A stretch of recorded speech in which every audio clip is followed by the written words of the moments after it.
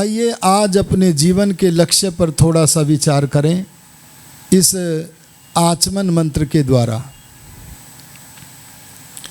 महर्षि दयानंद कहते हैं इस मंत्र का विधान करते हुए कि यदि जल मिले तो आचमन कर लें, न मिले तो न भी करें, क्योंकि बाहर का जो आचमन है पानी से किया जाने वाला आचमन, उससे तो बाहर के अर्थात कंठ की, कफ और पित्त की कुछ निवृत्ति होती है।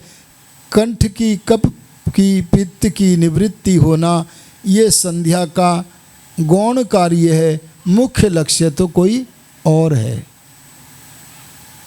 छूट दे दी गौण कार्य में, लेकिन मुख्य कार्य क्या है उसका ज्ञान हमें होगा इस मंत्र के आध्यात्मिक अर्थ को जान करके।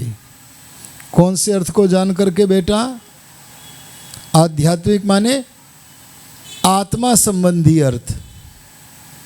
एक होता बाहर संबंधी, जो देवता हैं, सूर्य, चंद्रमा, विद्युत आदि संबंधी, उसे कहते हैं आधि दैविक। एक होता है अपने शरीर के बाहर जो भूत हैं। अरे भूतों को मानते हो कि नहीं? अरे बोलो, नहीं मानता? यहाँ भूत का अर्थ है प्राणी। अरे बोलो प्राणी। भूत माने भूत का आ गया समझ में? ये सब भूत बैठे हैं। भूत माने प्राणी। अरे बोलो क्या है? चलो मैं भूत प्रेत का थोड़ा अर्थ और बता दूं, माता जी ने जिधर इंगित किया है। एक बच्चा डरता हुआ अपने माँ के पास आया और माता जी से बोला, माता जी बड़ा डर लग रहा है। बोले क्यों डरता है? बोले माता जी भूत भूत, पीपल पर भूत बताया जाता है, वो उधर जाने से बड़ा डर लगता है, पीपल पर भूत रहता है। अरे बोलो, जो सनातन धर्म के ऋषि निर्मित सत्संग आर्य समाज में नहीं आते हैं, वे और उनके बच्चे पीपल पर रहने वाले तथा कथित भूत प्रेत से डरते हैं कि नहीं? परंतु अगर माता विदुषी होगी तो बेटे को पहले गोद में बैठाती है और बेटे को गोद में बैठा कर कहती है, बेटा अगर तूने भूत प्रेत को समझ लिया तो निडर हो जाएगा। अरे बोलो क्या हो जाएगा? निर्भीक हो जाएगा। तुम भी जनाया करो बच्चों को। कैसे जनाओ? अब मैं अर्थ बता देता हूँ, भूत का भी और प्रेत का भी।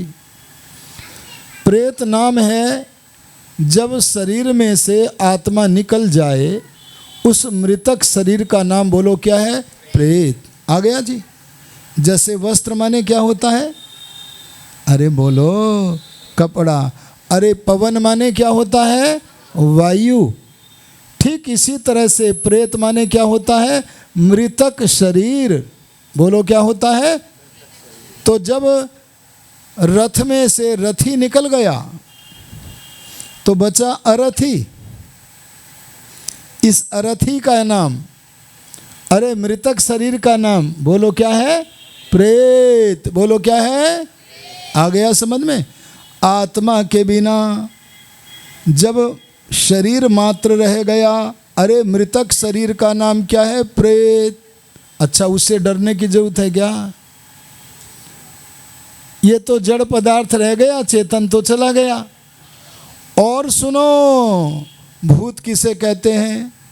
उस मृतक शरीर को जब अंत्येष्टि संस्कार करके भस्म कर दिया, अंतिम क्रिया कर दी, वेद का सिद्धांत है भस्मांतम शरीरम।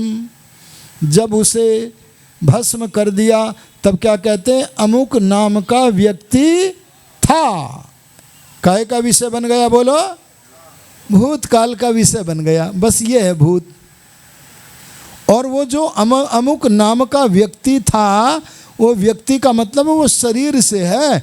वो आत्मा मरने के बाद भी उसका कुछ तो बिगड़ता होगा। अरे बोलो, कुछ तो बिगड़ता होगा। अरे बिगड़ता है कि नहीं? आहा, ये प्रश्न जब अर्जुन ने कहा किया था तो योगी राज कृष्ण ने उत्तर दिया था, नहीं, कुछ भी नहीं बिगड़ता। और उन्होंने कहा नैनम छिन्दन्ति शस्त्राणि नैनम दहति पावकः न चैनम क्लेदयन्त्यापो न शोषयति मारुतः। शरीर को अग्नि में भस्म किया जा सकता है, आत्मा को नहीं। शरीर को पानी में गलाया जा सकता है, आत्मा को अरे बोलो नहीं।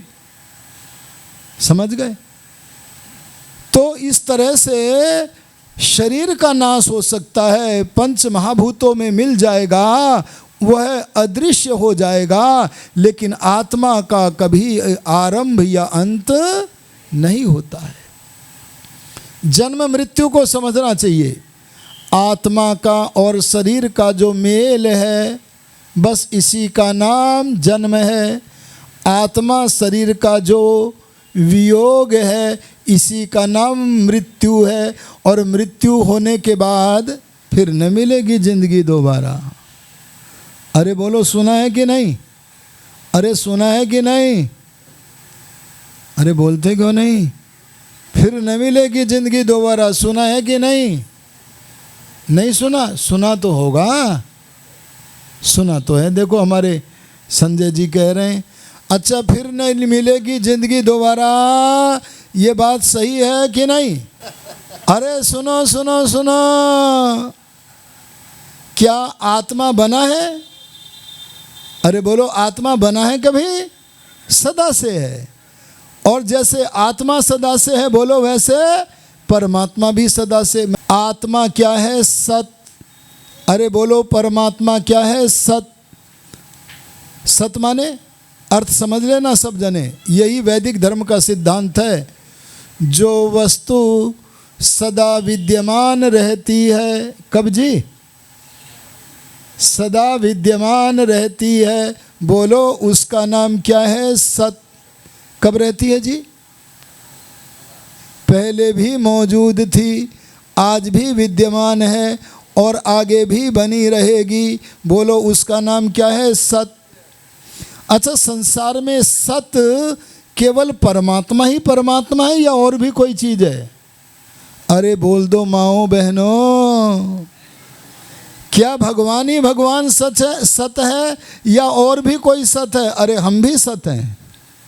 देखो बरेली में प्रवचन चल रहा है, ऋषि राज दयानंद के प्रवचन में एक बार प्रसंग आ गया। किनका? ईसाइयों का। वहाँ ईसाइयों के राज्य में बैठे हुए प्रवचन कर रहे हैं। किसके राज्य में? राम राज्य में नहीं, ईसाइयों के राज्य में प्रवचन चल रहा है। ईसाइयों के खिलाफ बोल देना मृत्यु दंड के तुल्य था, अब दंड ये मिलता था। तब सामने कलेक्टर बैठा है। कौन बैठा है? सामने कमिश्नर बैठा है। और प्रसंग आ गया किसका? ईसाइयों के मत की समीक्षा करने का। तब धरती का सबसे बड़ा वक्ता दयानंद बोला, अब इन ईसाइयों की लीला सुन लो। अरे बोलो, किसकी लीला? अब इन ईसाइयों की लीला सुन लो। क्या लीला है? बोले, एक कुंवारी से बालक को पैदा होना बताते हैं। भला सृष्टि क्रम के विपरीत भी कोई काम हो सकता है क्या? अरे बोलो, हो सकता है क्या?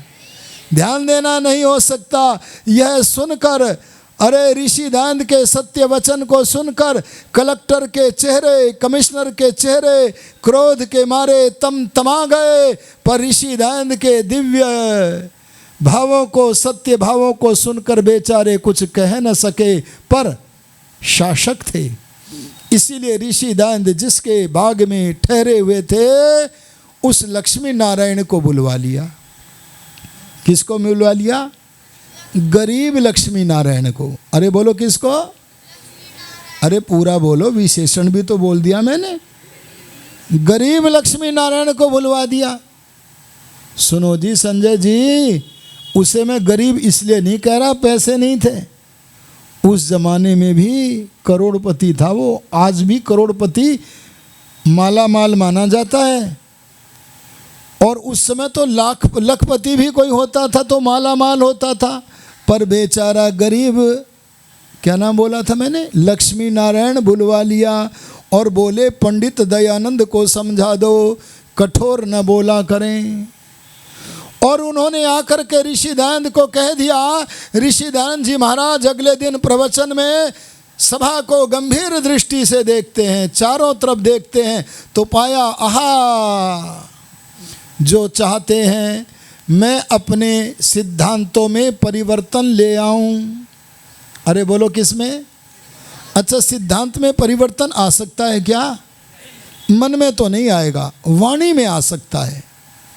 अरे बोलो कर्म में आ सकता है, क्योंकि फायदा होता है ना। तो वाणी से झूठ बोल दिया, अरे कर्म में झूठ बोल दिया, बोले कुछ फायदा होगा।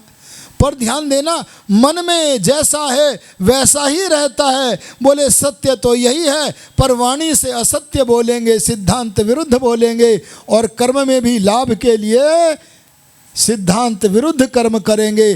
पर दयानंद तो ऐसा तपस्वी था, मनसा वाचा कर्मणा, अरे बोलो एक था। उस दयानंद सरस्वती ने जब देखा तो कलेक्टर कमिश्नर को, और लक्ष्मी नारायण भी वहीं बैठे थे, उनको भी देखा और बोले लोग कहते हैं, लोग कौन थे वे? लक्ष्मी नारायण। लोग कहते कलेक्टर क्रोधित होगा, कलेक्टर वहीं बैठा है। लोग कहते हैं कमिश्नर अप्रसन्न होगा, अरे कमिश्नर भी वहीं बैठा। गर्दन झुक गई, बोले ये तो सबके सामने निचोड़ रहे हैं।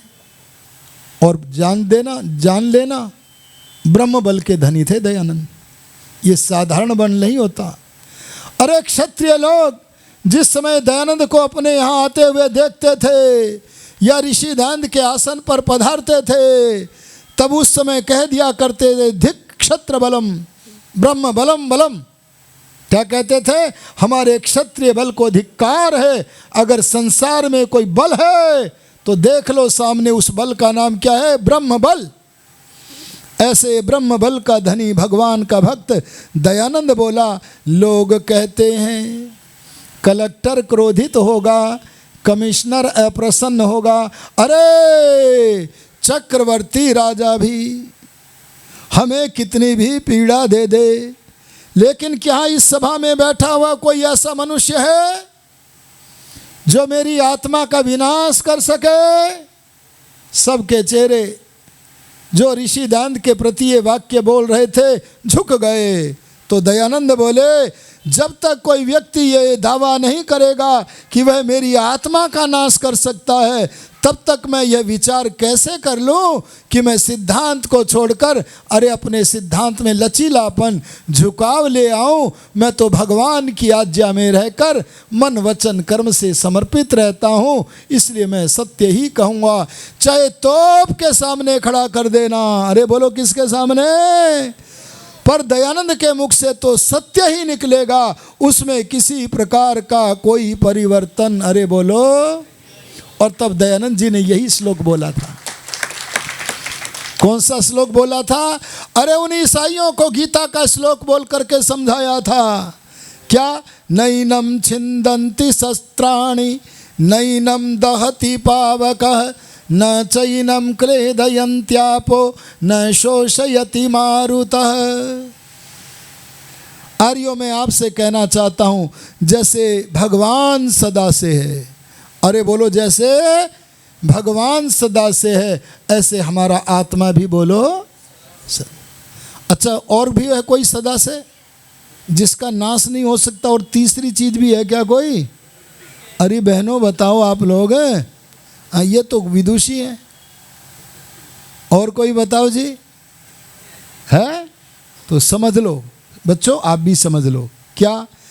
जैसे माताएं आटे से रोटी को बनाती हैं, जैसे कुंभकार मिट्टी से घड़े को बनाता है, ऐसे परमात्मा जिस मटेरियल से, जिस उपादान तत्व से, जिस सामग्री से, मूल सामग्री से यह कार्य जगत, सूरज चांद तारे सारी सृष्टि को बनाता है, उस मटेरियल का नाम बोलो क्या है? प्रकृति। अरे बोलो क्या है? कोई आपसे पूछे भगवान ने दुनिया को किससे बनाया? पहले दूसरा सवाल, माता जी रोटी को किससे बनाती हैं? आटे से, पता है ना। अच्छा, कुम्भकार घड़े को किससे बनाता है? मिट्टी से। ऐसे ही को पूछे भगवान ने इस संसार को किससे बनाया? अरे बोलो प्रकृति से। अरे बोलो।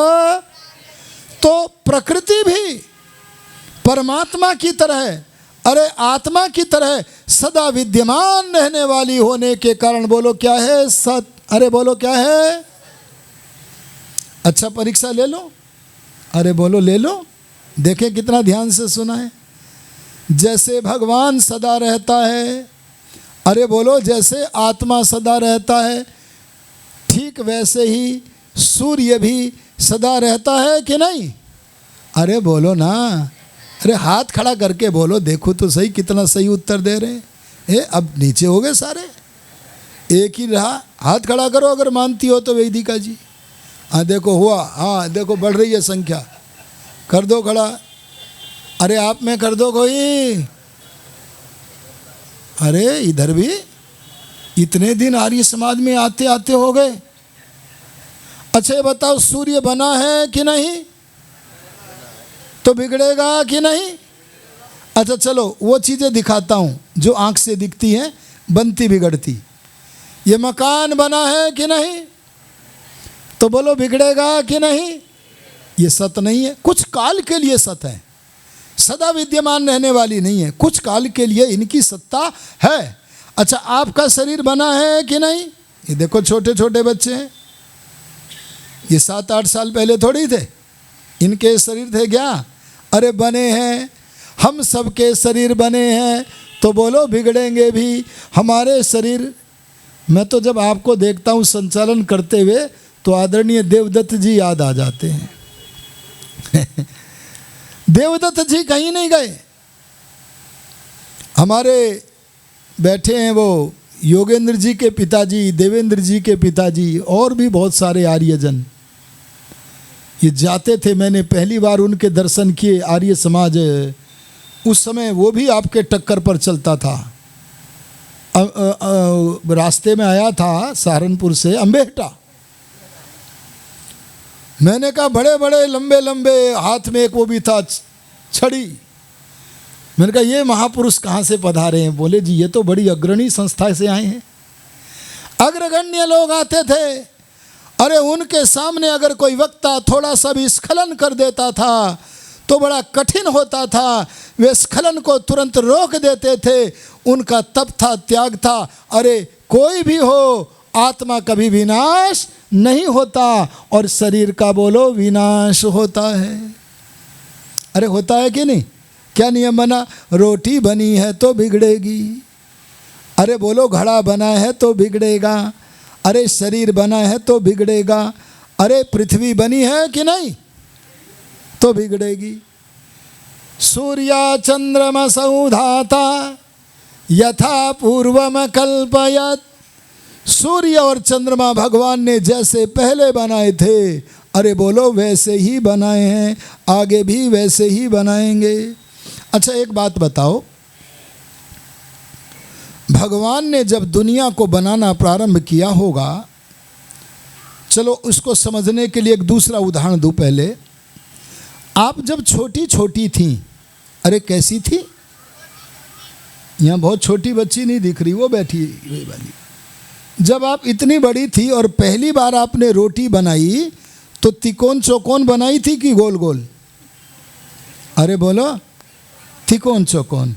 फिर आपने धीरे धीरे प्रैक्टिस की, अभ्यास किया और आज गोल गोल फूली हुई बढ़िया रोटी बनती है। अरे दर्जी जिस समय कपड़े को सिलना प्रारंभ करता है तो बढ़िया नहीं सिलता जी, उसे कटिंग करने के लिए कागज़ देते हैं कहीं कपड़ा ना खराब कर दे। लेकिन जब धीरे धीरे अभ्यास बढ़ता जाता है, प्रैक्टिस बढ़ती जाती है, तो बोलो उनकी कला में निखार आता है कि नहीं? ठीक वैसे ही परमात्मा ने जब पहली बार दुनिया को बनाया था तो तब इतनी बढ़िया थोड़ी ही बनी होगी। अरे बोलो ना, बनी होगी क्या? हैं जी? नहीं बनी होगी ना। अरे यही तो दिमाग खोलना है यहाँ। ये कुछ कोई बेटी कह रही ना इतनी बढ़िया ना बनी होंगी, इन्हें ऐसा लगता है कि परमात्मा ने जब पहली बार दुनिया बनाई होगी तो आँख यहाँ होगी और नाक यहाँ होगी, मुंह यहाँ होगा। तो रोटी खाते होंगे ना तो पहले आँखों से देखा, फिर नाक से सूंघा, फिर मुंह में दिया, कितना टाइम लगता होगा। तो भगवान ने सोचा होगा गड़बड़ हो गई, कैसा है। अरे आपको ये कहना चाहिए भगवान ने दुनिया को जब बनाना शुरू किया होगा, ये प्रश्न ही गलत है। क्या बोला मैंने? ये प्रश्न ही बोला। क्यों?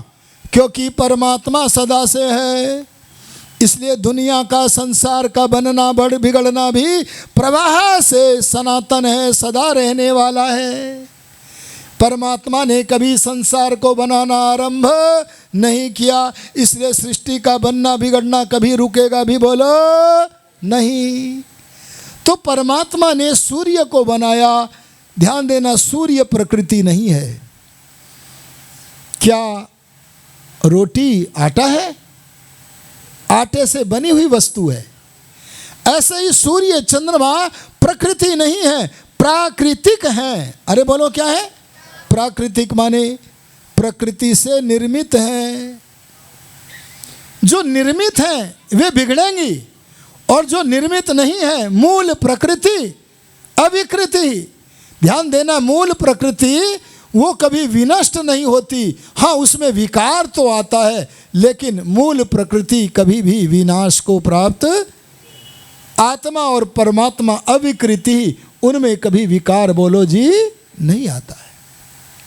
आ गया समझ में? आत्मा में परमात्मा में कोई परिवर्तन बोलो नहीं आता, और प्रकृति में रूपांतरण होता है, उनमें विकृति विकार आता है।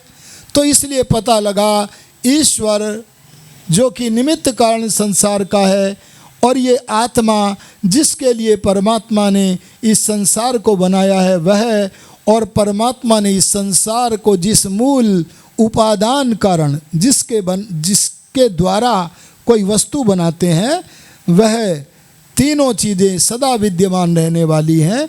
इस त्रैतवाद के सिद्धांत को समझना चाहिए।